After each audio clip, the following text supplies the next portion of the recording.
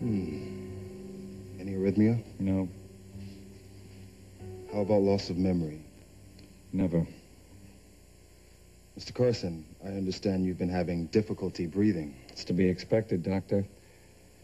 It's one of the more recognizable symptoms of degenerative heart disease.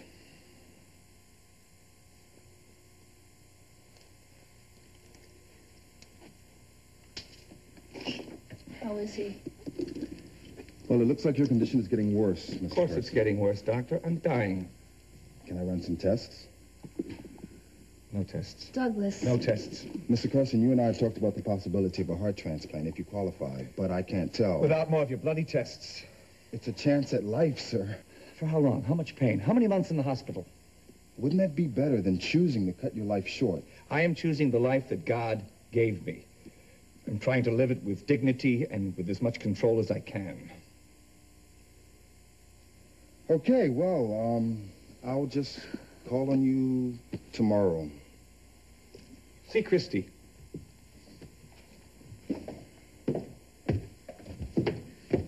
Dr. Beckett, thank you so much. I'm so sorry. He's just not himself. It's okay. You know, I just wish I could convince him.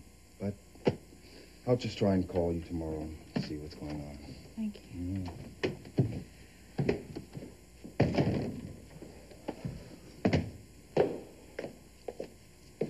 I thought I was doing the right thing. You know what the right thing is. Please, just try to accept it.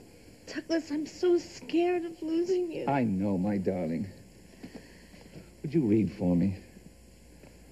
Douglas, I really don't feel like reading But now. it's so soothing. Especially when it's Keats. Look, I've marked Ode to a Nightingale.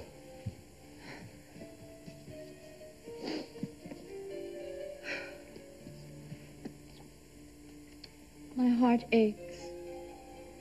The drowsy numbness pains my senses, though hemlock I have... Look, start here. Darkling I listen. And for many a time I have been half in love with easeful death. Called him soft names in many a mused rhyme. To take into the air my quiet breath now more than ever seems it rich to die. You know I can't do this anymore. What's gotten into you? Your demands. Your control. Don't feel this. Don't have feelings for Kaz. Don't do this. Act this way. It's so much to ask. Is it so much to ask? That you help yourself live? What right do you have to tell me how to act and what to do if you won't even make an effort to live long enough to share it with me? Isn't it? I can come back, No, okay? maybe. Nonsense. You're always welcome here. Come in. This is a bad time, isn't it? I can come back. Christy and I were just discussing my medical condition. You're feeling worse, aren't you, Douglas?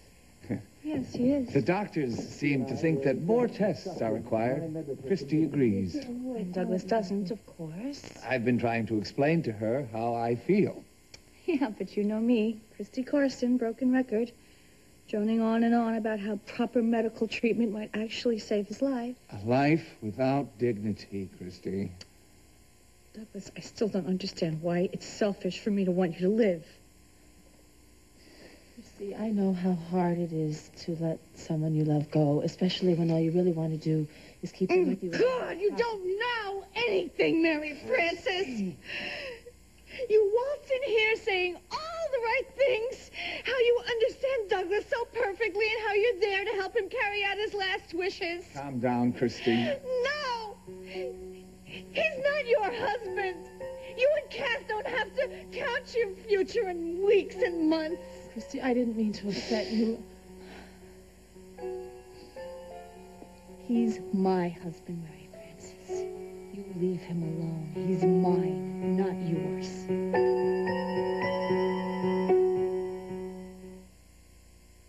I don't know what it's like to live like this, Mary Frances. You're right, Christy, I don't. To have the doctors tell you that a heart transplant could save his life. Is that true? It's their last best guess at my chance for recovery. Why don't you take it? Because I'm not an experiment. Because no one can guarantee success. Yes, but if it works, then you're guaranteed life. For how long? At whose expense? With how much pain? Now, Christy, if I went through with this, I'd be spending the rest of my life in and out of a hospital, under their care, their supervision, following their orders. It'd be worse than death for me, Christy. Mary Frances, can you explain? Please don't bother. I'm not an idiot. I understand what you're saying, Douglas. I don't agree with it, that's all. Where are you going? I'm going out. I need a little air. Christy, please don't go. We'll talk, okay, please? Christy?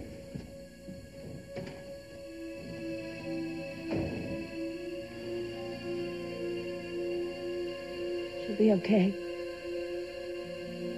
Please don't say things just to comfort me, Mary Frances. We both know that may not be true.